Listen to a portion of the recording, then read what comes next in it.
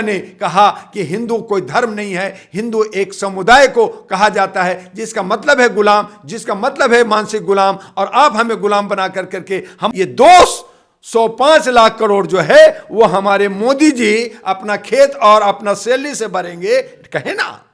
मस्जिद की मुद्दा लेकर के शोर मचाते रहे। आज भी आप अभी जो 2024 का इन्होंने जो सत्ता पक्ष में बैठे लोग हैं, ये लोग जो है राम मंदिर की मुद्दा लेके आगे जा रहे हैं।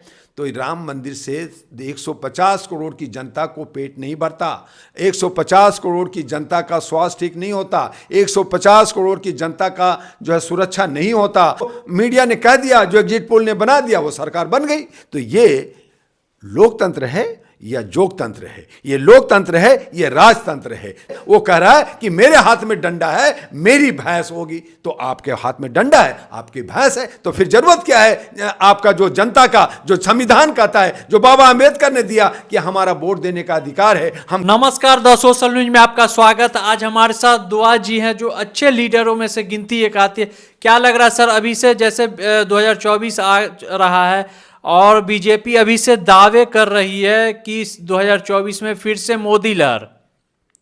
जर्नलिस्ट महोदय, आपके चैनल को नमस्कार करते हुए मैं कहना चाहूँगा कि ये जो दावा है, ये मनी का दावा है। इसीलिए मैंने कहा 3M, मनी, माफिया और मीडिया। आज जो सत्ता है वो बहुत ही ज़्यादा मगरूर और बहुत ज़्यादा घमंडी और बहुत ज़्यादा अपने आप को ये समझ ली है कि मैं ही हूँ तो कोई और दूसरा नहीं हो सकता। तो इस तरह से मोदी है तो मुमकिन है, मोदी भक्त की जो बात हो रही है। आज जो मीडिया 1 साल पहले, 6 महीना पहले ये प्रिडिक्ट कर रही है, ये जो है कर रही है कि ये जीत रही है 400 से ऊपर। किस बात का? क्या जनता ने उनको मैंडेटरी दिया है? क्या जनता काम पे सर चुन रही है ना? काम देखिए, जनता तो भी तो चुन रही है। देखिए, एग्जिट पोल जो है किसी कुछ एक नमूना लिया जाता है, ठीक है, जो अंधभक्त लोग हैं और जो उनके साथ हैं उनका लिया जाता है, लेकिन पूरी जनता के मन को तो फिर आप गुप्त मतदान क्यों करते हो? गुप्त मतदान मत करो भाई, कहो कि जो मीडिया ने कह दिया, जो एग्जिट पोल ने बना दिया, वो सरकार बन गई। तो ये लोकतंत्र है या जोगतंत्र है? ये लोकतंत्र है, ये राजतंत्र है। तो मैं ये कहना चाहता हूं आपके चैनल से कि लोकतंत्र खत्म हो गया है, संविधान खत्म हो गया है, और जो जिसकी मर्जी हो रही है वो कह रहा है कि मेरे हाथ में डंडा है, मेरी भैंस होगी। तो आपके हाथ में डंडा है, आपकी भैंस है, तो फिर जरूरत क्या है आपका जो जनता का, जो संविधान कहता है, जो बाबा अंबेडकर ने दिया कि हमारा वोट देने का अधिकार है, हम गुप्त मतदान करते हैं। उस गुप्त मतदान का मतलब क्या है, आप मुझे समझा सकते हैं क्या? जब पहले ही एग्जिट पोल हो जाएगा तो गुप्त मतदान करने की क्या जरूरत? फिर खुल्लम खुल्ला करो ना कि सबका मोबाइल दाबो जी, कौन कौन मोबाइल से कौन कौन किसको वोट देता है, पता चल जाएगा कि जनता ने इतने मोबाइल से बटन से दबा दिया, इतना इनको वोट दे दिया। आप पूछ लीजिए कि भैया इस मोहल्ले में इतना बीजेपी के, इतना कांग्रेस को, इतना फलना को, तो आप क्लियर कर दो। तो लेकिन गुप्त मतदान के मतलब होता है वोट देने के बाद पेटी खुलती है, उसकी काउंटिंग होती है, और तब यह तय होता है कि कौन किसको ज्यादा वोट मिला नहीं मिला, और वहां से पता चलता है। लेकिन आप उसको धत्ता बता करके अपनी मर्जी से आप जो है लोगों पे दबाव और प्रेशर बना के मैं ही जीत गया, जैसे देश के प्रधान आदरणीय माननीय मोदी जी 15 अगस्त को लाल किला पे कहते हैं कि अगले 15 अगस्त को मैं झंडा फहराऊंगा। किस ग्राउंड पे? जनता, वो अगर कहते कि जनता मुझे मैंडेटरी देगी, वोट देगी, तो मैं फिर से 15 अगस्त को आगे झंडा फहराऊंगा। लेकिन उन्होंने जोर देके कहा कि मैं आ रहा हूं 15 अगस्त को झंडा फहराने। इसका मतलब है जनता के दिल में सर घर बना चुके हैं। जिस तरह से काम किया, गरीबों के गरीबी दूर की है। हाँ, गरीबी दूर किया उन्होंने, 2 करोड़ रोजगार दे दिया है, और जो 80 करोड़, अरे कहाँ दिया, किसको दिया चावल पता नहीं, तो फ्री का लालच दे करके आप 200 दे करके आप 2 करोड़ रुपया खा रहे हो। और इसीलिए तो 205 लाख करोड़ आपने हमारे देश पे, हमारे जनता पे आपने ऋण कर दिया। आपने 129 कंपनियों को आपने करोड़ों रुपया, 32 लाख करोड़ रुपए माफ कर दिया। आप हमारे पे जो लोन चढ़ा है आप माफ करो ना। ये जनता 40,000 सभी जनता पे जो लोन चढ़ा है ये माफ है। ये 205 लाख करोड़ जो है वो हमारे मोदी जी अपना खेत और अपना सैलरी से भरेंगे, कहे ना, है क्या?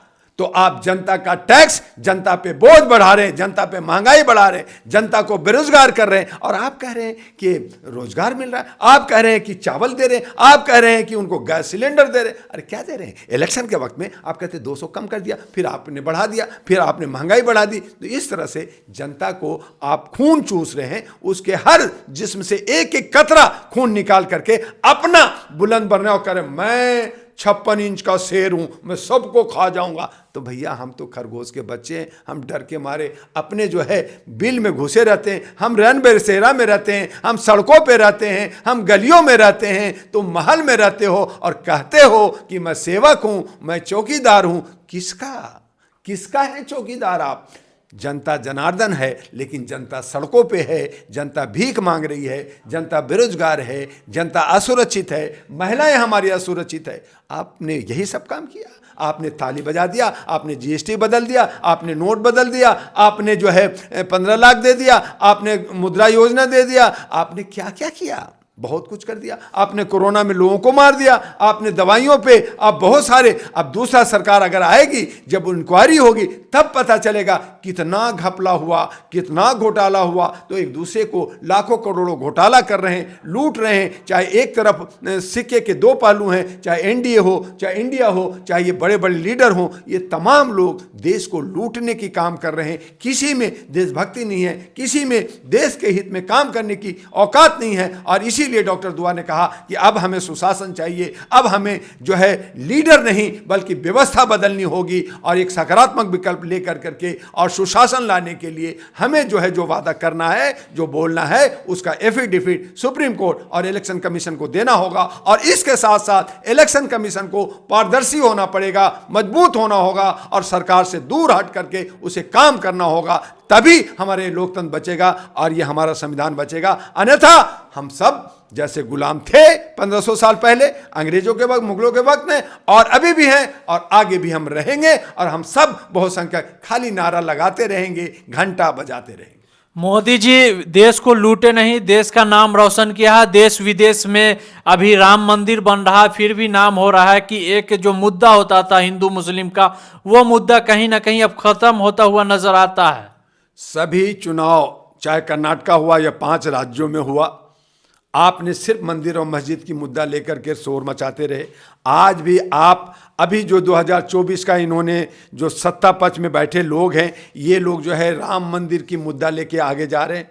तो राम मंदिर से 150 करोड़ की जनता को पेट नहीं भरता, 150 करोड़ की जनता का स्वास्थ्य ठीक नहीं होता, 150 करोड़ की जनता का जो है सुरक्षा नहीं होता। हमारी बहू बेटियां, आज मणिपुर 6 महीना से जल रहा है, हमारे कई राज्यों में कौम विभेद जो है हिंदू मुस्लिम की लड़ाई होकर के लोग मर रहे हैं, हमारे जो सैनिक मर रहे हैं। और आप पाकिस्तान, चाइना ने कर दिया, उसने कर दिया। अरे ये सब कुछ इलेक्शन के वक्त में होता क्या? पहले क्यों नहीं होता? तो ये सब जो है इशू को भड़का करके जनता को जो है आप उत्पीड़ित और शोषित कर रहे हैं। हमें ये सब नहीं चाहिए।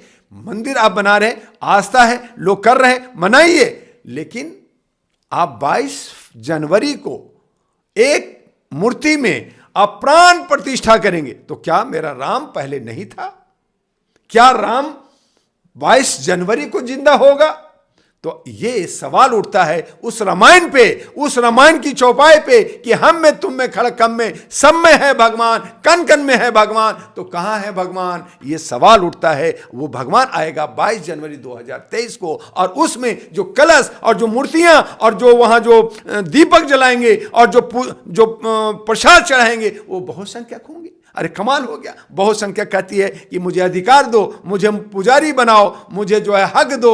लेकिन नहीं, आप फूल बेचो, आप मिठाई चढ़ाओ और पूजा करो, लेकिन मंदिर में आप नहीं जा सकते। मंदिर में वही होगा जो मनुवाद हैं, जो ब्राह्मणवाद हैं, उनकी दुकानदारी चलेगी। तब मौर्य ने कहा कि हिंदू कोई धर्म नहीं है, हिंदू एक समुदाय को कहा जाता है जिसका मतलब है गुलाम, जिसका मतलब है मानसिक गुलाम। और आप हमें गुलाम बना करके हमारे पे राज करना चाहते हैं। हमें ऐसे राज नहीं चाहिए। हमें रोटी, कपड़ा, मकान और शिक्षा और स्वास्थ्य चाहिए, जिसकी बात लोग नहीं करते, जिसका लिखित में नहीं देते। तो इस तरह का देश कहां जा रहा है? लोकतंत्र की हत्या और संविधान की बर्बादी और खत्म। बताया जा रहा है कि जो रामलला को लाए हैं हम उनको ही 2024 में लाएंगे। ये हम अंधभक्त लोग हैं, हम जयचंद लोग हैं, हमारे लोगों के बीच में कमी है, हम बहुसंख्यक के लोगों के बीच में कमी है कि 200-500 इकट्ठा करके अधिवेशन महाधिवेशन प्रोग्राम करते रहते हैं और इकट्ठा नहीं है। मुंडे मुंडे जय भीम और बाकी का बहुत सारे संगठन बना करके हम दुनिया भर के रोज करोड़ों रुपए का खर्च कर करके प्रोग्राम करते रहते हैं, लेकिन हमारे बीच में अच्छे लीडर नहीं है जो सबको समेट सके और सबके अधिकारों के लिए लड़ सके और जो है उनके हक अधिकार को दिला सके। तो ऐसे कोई लीडर नहीं है। इसीलिए हमारे जो है आदरणीय माननीय सामान्य मोदी जी ने भी कहा कि आप टुकड़े टुकड़े गैंग हो, आप लोग बटे हुए हो, आप लोग असंगठित लोग हो, आप संगठित नहीं हो सकते। हम जीत रहे और जीते रहेंगे तो संगठित कब होगे, ज्ञान कब होगा।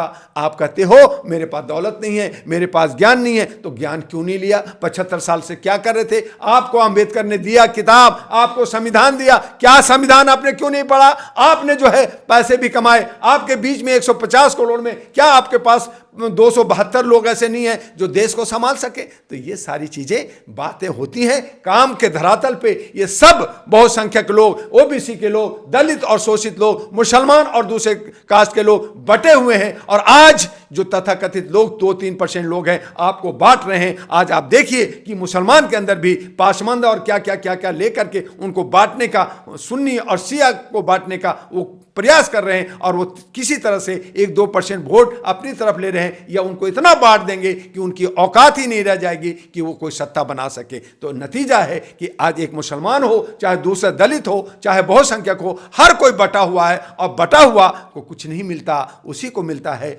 जो आधी रोटी ले लिया और आधी रोटी में आप टुकड़ा टुकड़ा ले लिया, तो आधी रोटी जिसके पास वो होगा राजा। और तब मैंने कहा कि आपकी गलती की वजह से बीजेपी सरकार बनी है, आपकी गलती से आज मोदी जी कह रहे हैं तो हम मोदी हैं तो मुमकिन है। तो